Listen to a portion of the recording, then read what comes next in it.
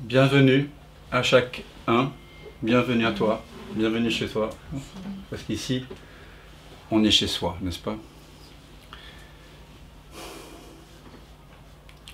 C'est incroyable. C'est impensable. Mais de réaliser que le ici de chacun d'entre nous est le même ici. Je parle évidemment de l'ici de l'être, de ce que tu es vraiment, vraiment.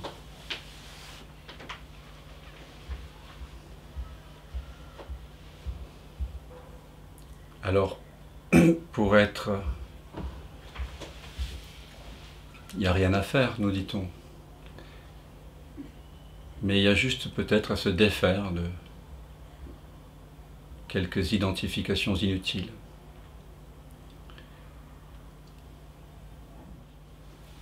Mais par contre, on entre dans le satsang, dans cette nudité, qui fait que, comme Maître Eckhart nous le rappelle, on est sans savoir, sans vouloir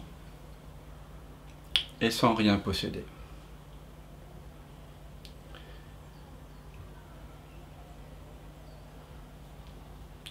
Nous sommes déjà nus, me diront certains. D'ailleurs, on est nus sous les vêtements en ce moment. Et on n'a certes pas besoin d'enlever les vêtements pour s'en rendre compte. De la même façon, l'être en train d'être est déjà complètement nu, sans identité. Il semble, mais peut-être est-ce simplement une erreur d'attention. Il semble que cet être se pare de couleur, de forme, d'un âge, d'adresse et de plein d'identités. Mais quand la pensée se tait, quand l'identification aux pensées cesse, quand on regarde bien, quand on vérifie, chacun d'entre nous, maintenant, ici, pouvons reconnaître que cette simple sensation d'être, ce je suis, ce sentiment étonnant, émerveillant, je suis, qui pointe vers un je suis préverbal, qui est avant les mots. Cet être est déjà là, il ne manque de rien, il est ouvert, sans forme, sans âge, disponible, 24 heures sur 24, 7 jours sur 7. Et cet être ne manque de rien.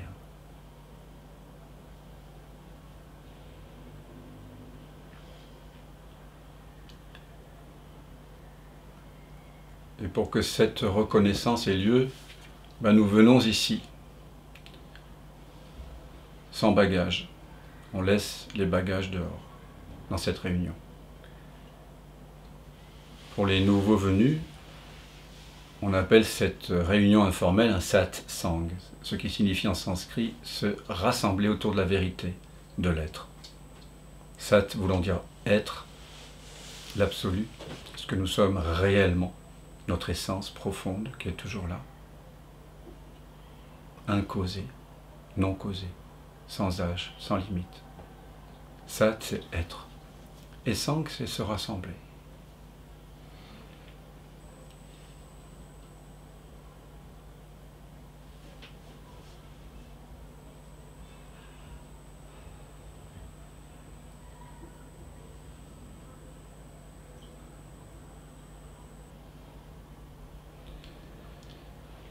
Je sais que certains viennent ici avec des désirs inavouables. Je vous vois. Oui, je te vois sourire. Toi aussi. Il y en a plusieurs. Hein, il y en a qui viennent ici pour s'éveiller.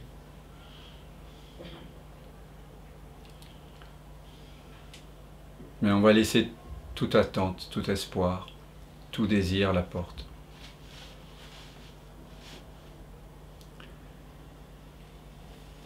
La plupart d'entre vous, vous avez compris que le désir, les désirs les plus grossiers ne vont pas vous apporter la paix.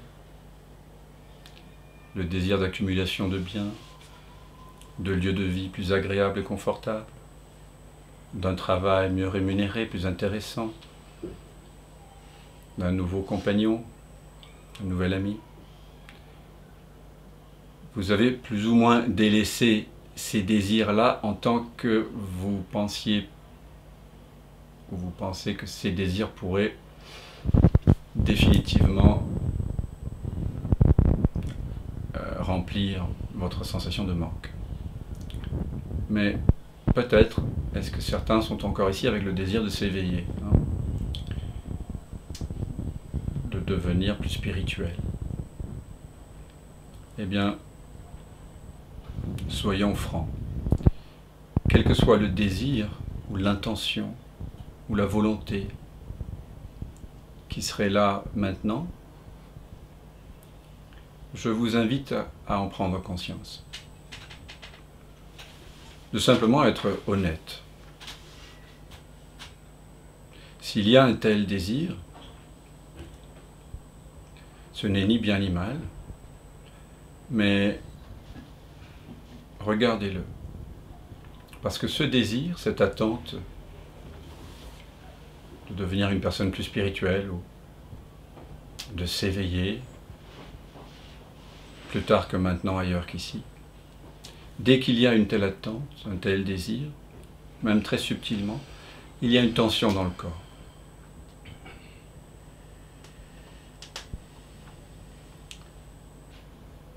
Une tension psychique, on pourrait dire, un ensemble de pensées qu'on croit, auxquelles on s'identifie, qui nous disent que le trésor est plus tard qu'ici, ailleurs qu'ici. Il y a une expérience fondatrice à vivre. Parce que j'ai tellement entendu les expériences de Bouddha, de Jésus, de Shankara, de Nagarjuna, de Milarepa. Il y a tellement d'histoires, de blabla, de froufrou, inutiles. Et tout ça nous met en appétit et on se met en recherche dans l'imaginaire. Mais il n'y a rien à trouver par là, du côté de l'imaginaire, même le plus beau. Et vous connaissez sans doute tous cet adage, l'enfer est pavé de bonnes intentions. Donc je vous invite à voir s'il y a intention, s'il y a volonté, s'il y a attente, et puis de voir que c'est juste une fantasmagorie, un fantasme, voilà. Il y a des fantasmes sexuels, mais on ne parle pas assez des fantasmes spirituels. C'est du même ordre. C'est toujours une projection vers l'avant, vers le plus tard. Ici, nous nous invitons à être sans obsession, sans fantasme, sans intention. Parce que dès que vous avez une intention, il y a une direction dans l'espace-temps. Vous devez le voir maintenant, le reconnaître.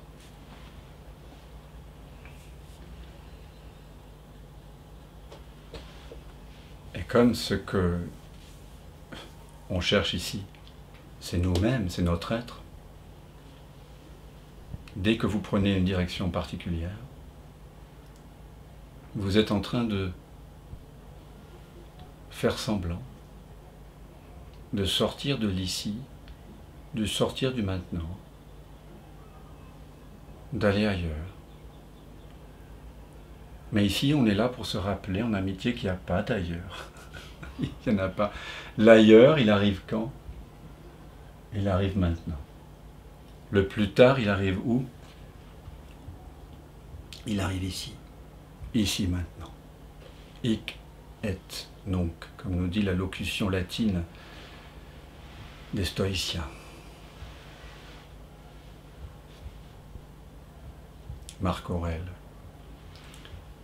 Mais en parlant de hic et nunc, il ne voulait pas désigner un instant. Il voulait désigner cette présence que nous sommes, cet être que nous sommes. On a mal compris hic et nunc.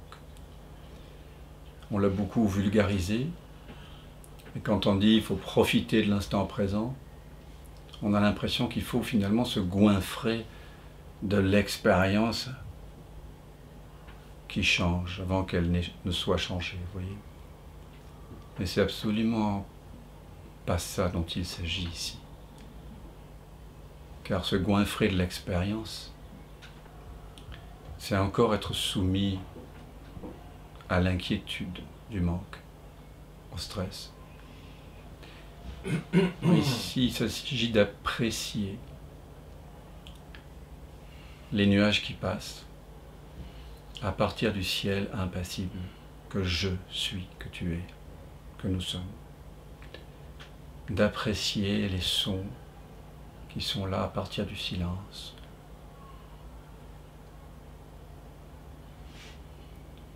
De goûter les goûts à partir de cet espace qui lui-même ne se goûte pas, qui n'a pas de goût.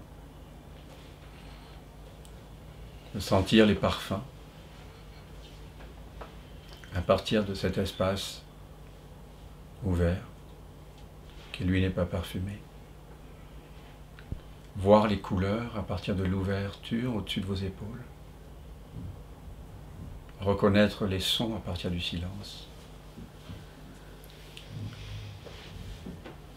Constater les pensées à partir d'un espace qui n'est pas fait de pensées.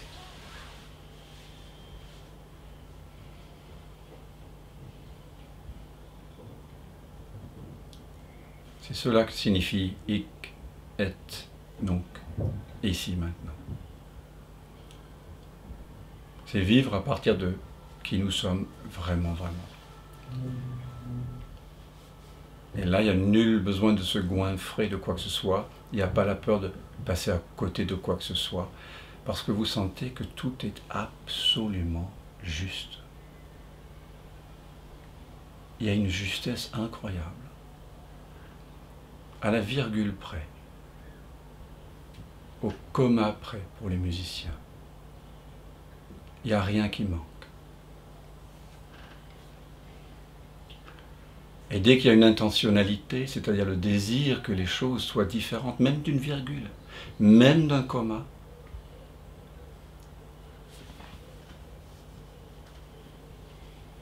on est déjà piégé par une identification erronée et inutile, et on commence à souffrir. Dès que vous voulez que le corps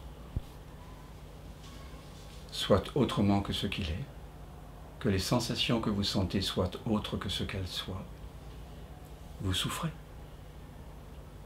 Vous vous infligez une double peine, qui n'est pas nécessaire. Dès que vous voulez que vos pensées soient différentes, que vous jugez, comparez un imaginaire, que vous penchez pour une image plutôt qu'une autre, il y a souffrance, manque, insatisfaction, stress. Dès que vous voulez que le monde, la météo du monde et de vos frères et sœurs humains soit différent, se comporte différemment, il y a souffrance.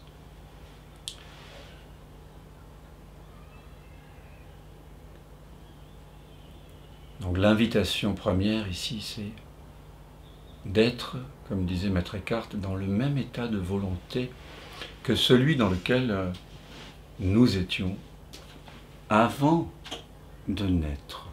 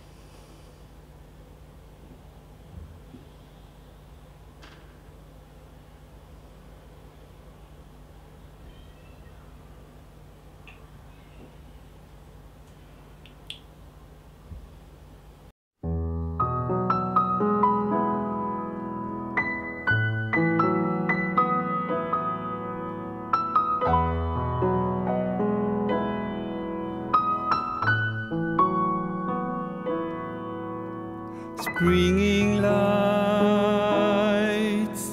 summer rise, autumn leaves me alone. Winter breeds another kind of life. Ocean tales have now come true, I feel the blue. Mother kisses her little boy. Good night.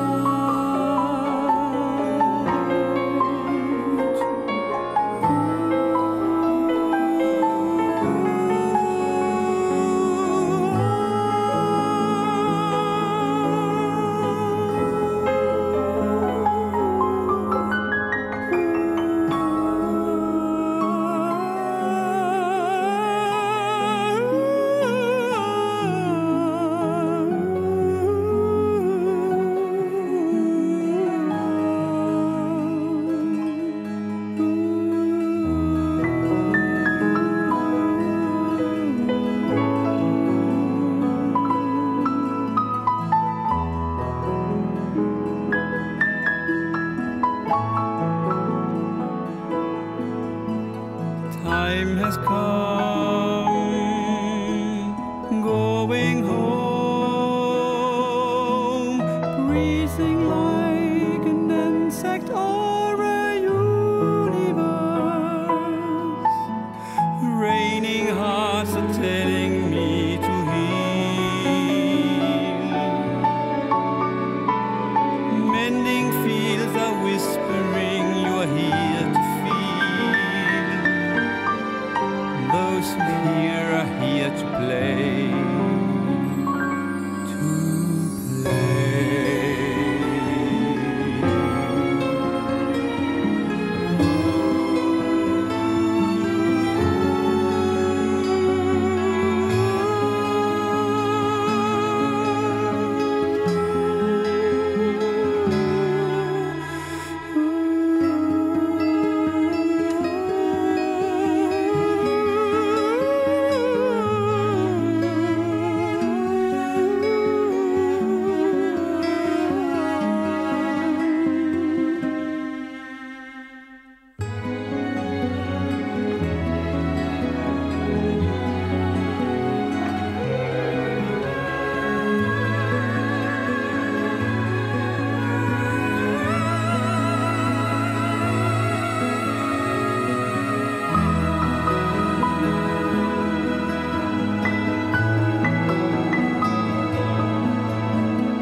Distant calls, innocence near, no one to show me the way. Past and future have no more to teach. No more scriptures, no